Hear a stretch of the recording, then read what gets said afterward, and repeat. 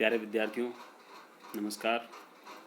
जैसा कि आप सब जानते ही हैं, ग्रुप में आपको अनेक विषयों की सामग्रियां भेजी जा रही हैं, पाठ्य सामग्रियां।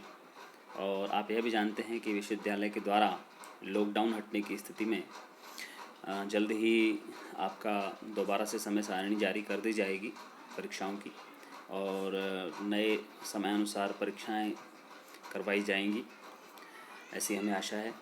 तो मैं आपसे चाहता हूँ, हम पूरा महाविद्यालय परिवार आपसे चाहता है कि आप अपनी पढ़ाई को निरंतर जारी रखें और आप अपने अध्ययन को बाधित न होने दें किसी भी समस्या से, और अपने समय का सदुपयोग करें। और इसी क्रम में आज बीए तृतीय वर्ष के विद्यार्थियों के लिए एक प्रश्न पत्र जिसे हमने पहले ग्रुप में रखा था, उसके प्रश्न उत्तर पर हम चर्चा करेंगे। तो आइए मैं आपको ले चलता हूं उस प्रश्न पत्र पर।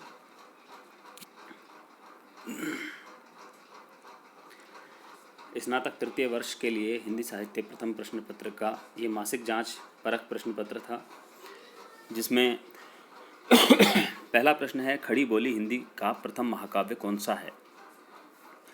तो विद्यार्थियों, आप जानते हैं कि पृथ्वीराज रासो जो रचना है वह हिंदी का तो प्रथम महाकाव्य है, लेकिन खड़ी बोली हिंदी का प्रथम महाकाव्य नहीं है। यहाँ जो विकल्प है प्रिय प्रवास, जो कि अयोध्या सिंह उपाध्याय हरिओद की रचना है प्रिय प्रवास, वह खड़ी बोली हिंदी का प्रथम महाकाव्य है। और पृथ्वीराज रासो जो है वह हिंदी का प्रथम महाकाव्य है। आप जानते हैं कि आदिकाल में पृथ्वीराज रासो को डिंगल और पिंगल शैलियों की एक मिश्रित शैली में पृथ्वीराज रासो लिखा गया था, जबकि प्रिय प्रवास आधुनिक काल में खड़ी बोली हिंदी का प्रथम महाकाव्य है। तो इसका उत्तर जो है वो विकल्प बी है। प्रश्न संख्या 2 है, अयोध्या सिंह उपाध्याय हरिओद की रचना नहीं है। तो रस कलश उनकी रचना है, वैदेही वनवास उनकी रचना है, पारिजात उनकी रचना है, लेकिन जो भारत भारती है वह उनकी रचना नहीं है। वह मैथिली शरण गुप्त जी की रचना है भारत भारती, जो कि 1912 में लिखी गई थी, द्विवेदी कालीन रचना है। प्रश्न संख्या 3, मैथिली शरण गुप्त की चंपू कृति कौन सी है। तो पहले तो आप ये समझें कि चंपू कृति क्या होती है। चंपू कृति का तात्पर्य होता है वह रचना जिसमें गद्य और पद्य दोनों की मिश्रित शैली का प्रयोग किया जाता है। तो साकेत, पंचवटी, रंग में भंग, ये जो रचनाएं हैं ये इनकी चंपू कृति नहीं हैं। यशोधरा जो उनकी रचना है यह इनकी एक चंपू कृति है, जिसमें गद्य और पद्य दोनों का ही मिश्रण देखने को मिलता है। मैथिली शरण गुप्त के काव्य गुरु कौन हैं। चौथा प्रश्न है, तो मैथिली शरण गुप्त जी के जो काव्य गुरु हैं, जो उनके मार्गदर्शक हैं, जो उनके दिशा निर्देशक हैं, जिन्होंने सरस्वती पत्रिका के माध्यम से मैथिली शरण गुप्त का मार्गदर्शन किया, ऐसे महान एक साहित्यकार हुए हैं महावीर प्रसाद द्विवेदी जी। ये इनके काव्य गुरु हैं, जिनके लिए इन्होंने कहा भी है मैथिली शरण गुप्त ने, आपने पढ़ा भी होगा कि करते तुलसी भी भला कैसे मानस नाद, करते तुलसी भी भला कैसे मानस नाद, महावीर का यदि उन्हें मिलता नहीं प्रसाद। तो महावीर प्रसाद द्विवेदी जी के चरणों में इस प्रकार उन्होंने अपनी श्रद्धा प्रकट करते हुए महावीर प्रसाद द्विवेदी जी को अपना गुरु माना है। प्रश्न संख्या 5 है, साकेत में कुल सर्ग कितने हैं। तो साकेत में 12 सर्ग हैं। साकेत वह रचना है जो 1931 में लिखी गई थी मैथिली शरण गुप्त के द्वारा, और राम कथा को आधार बना करके लिखी गई थी। ऐसा कहा जाता है कि रामचरितमानस के बाद यदि राम भक्ति का कोई दूसरा स्तंभ है तो वह साकेत है, जिसमें राम के चरित्र को आधुनिक काल में नए दृष्टिकोण से लिखा है, और भारतीय जो समाज उस समय का है और राष्ट्रीय जागरण की जो अभिव्यक्ति है वो इस रचना में होती है। साकेत में कुल 12 सर्ग हैं। 8वां सर्ग कैकेयी के पश्चाताप के लिए और 9वां सर्ग उर्मिला के विरहताप के लिए प्रसिद्ध है। प्रश्न संख्या 6 है, मैथिली शरण गुप्त की किस रचना में राष्ट्रीय चेतना के सर्वोत्कृष्ट भाव व्यक्त हुए हैं। तो आप समझिए कि इनकी एक रचना है 1912 में भारत भारती, जिसे राष्ट्रीय जागरण की एक विशेष अभिव्यक्ति कहा गया है, और यही कारण है कि अंग्रेज सरकार के द्वारा इनकी जो भारत भारती रचना थी 1912 में इन्होंने लिखी थी, उसे जब्त भी कर लिया गया था, जिसके बाद से मैथिली शरण गुप्त साहित्य फलक पर अलग से प्रकाशित हुए, उनका महत्व बढ़ा। और चूँकि इस रचना में, भारत भारती रचना में, भारत के अतीत, भारत के वर्तमान और भारत के भविष्य को केंद्र में रख करके अपने भाव व्यक्त किए हैं। राष्ट्रीय जागरण को अभिव्यक्ति प्रदान की गई है और इन्होंने कहा भी है, हम कौन थे, क्या हो गए हैं और क्या होंगे अभी, आओ विचारें आज मिलकर ये समस्याएं सभी। तो ये जो रचना है राष्ट्रीय चेतना के सर्वोत्कृष्ट भावों को अपने भीतर समेटे हुए है। 7वां प्रश्न है, मैथिली शरण गुप्त की वह रचना कौन सी है जिसमें उन्होंने बुद्ध की पत्नी को केंद्र में रखकर नारी जीवन की व्यथा को व्यक्त किया है। तो विद्यार्थियों, ये आपके सिलेबस में भी है, ऊपर भी बात हो चुकी है। यशोधरा वह रचना है जिसमें महात्मा बुद्ध की पत्नी को केंद्र में रख कर के भारतीय नारी के जीवन की जो व्यथा है, उसकी जो उत्कृष्टता है, उसकी उदात्तता है, उसको व्यक्त किया गया है। आपने वो पंक्तियाँ सुनी होंगी कि अबला जीवन हाय तुम्हारी यही कहानी, आंचल में है दूध और आँखों में पानी। वह यशोधरा से, या सखी वह मुझसे कहकर जाते, यह गीत आपने पढ़ा है, यह भी यशोधरा से लिया गया है। अगला जो प्रश्न है, मैथिली शरण गुप्त के प्रिय छंद का नाम लिखिए। तो इनका प्रिय छंद है हरिगीतिका छंद, जो कि हमें मिलता है। इनकी रचना भारत भारती में, भारत भारती प्रारंभ से लेकर के आखिर तक हरिगीतिका छंद में लिखी गई है। बड़ी उत्कृष्ट रचना है। आप जानते हैं हरिगीतिका छंद के बारे में, 16 और 12 मात्राओं पर यति होती है। प्रत्येक चरण में 28 मात्राएं होती हैं और 4 चरण प्रत्येक छंद में 4 चरण होते हैं। बहुत खूबसूरत छंद है, जिसकी पंक्तियां भी अभी मैंने आपको बताई थी कि हम कौन थे, क्या हो गए हैं और क्या होंगे अभी, आओ विचारें आज मिलकर ये समस्याएं सभी। तो ये छंद हरिगीतिका छंद है।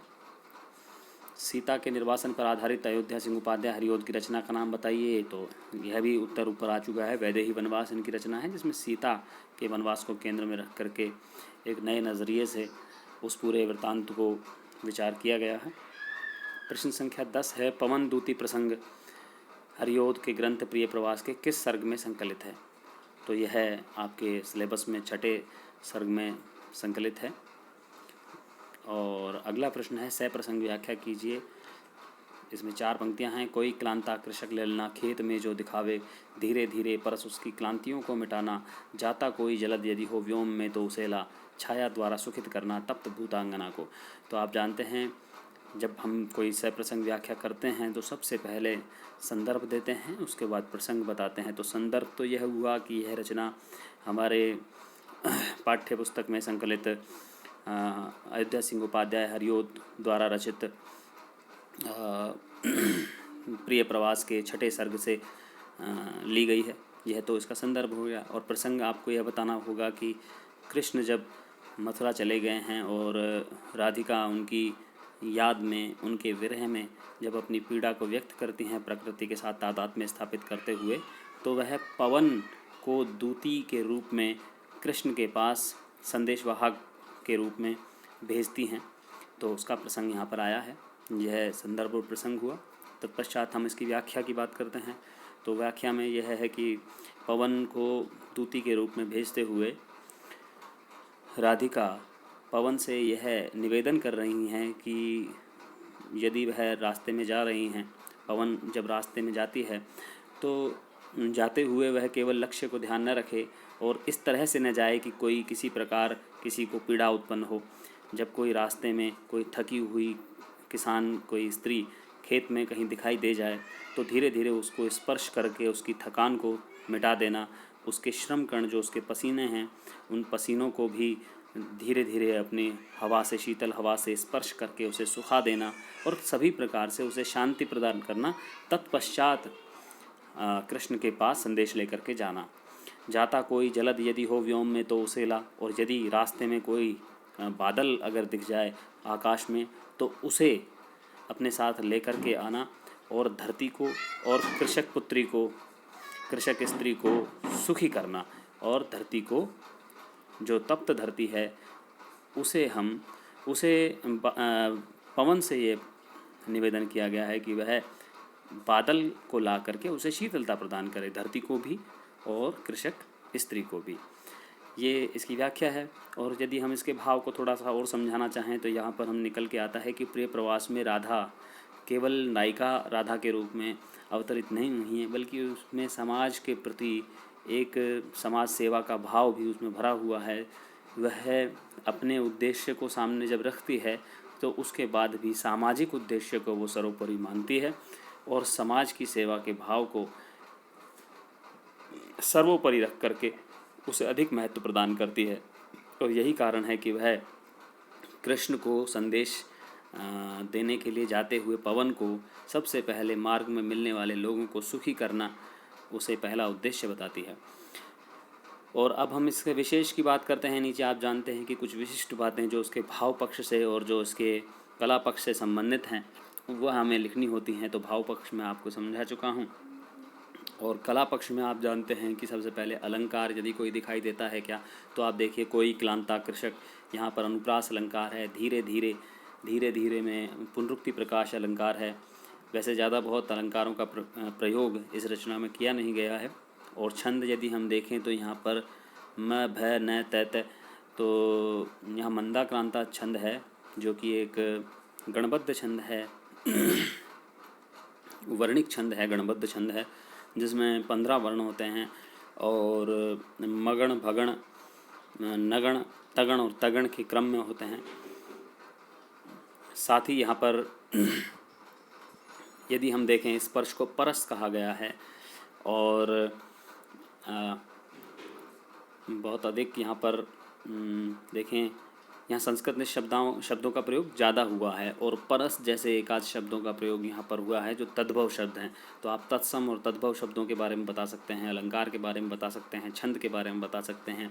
भाषा खड़ी बोली का प्रथम महाकाव्य है, खड़ी बोली का सुंदर प्रयोग जो क्योंकि प्राथमिक प्रयोग है। इससे पहले आप जानते हैं कि जितने भी महाकाव्य लिखे गए वे दूसरी भाषाओं में लिखे गए, ब्रज भाषा में लिखे गए। खड़ी बोली में आकर के जो महाकाव्य पहला लिखा गया वह प्रिय प्रवासी है। तो उस दृष्टिकोण से भाषिक उत्कृष्टता के दृष्टिकोण से देखा जाए तो यह रचना एक महत्वपूर्ण रचना है। आज के लिए इतना ही, धन्यवाद।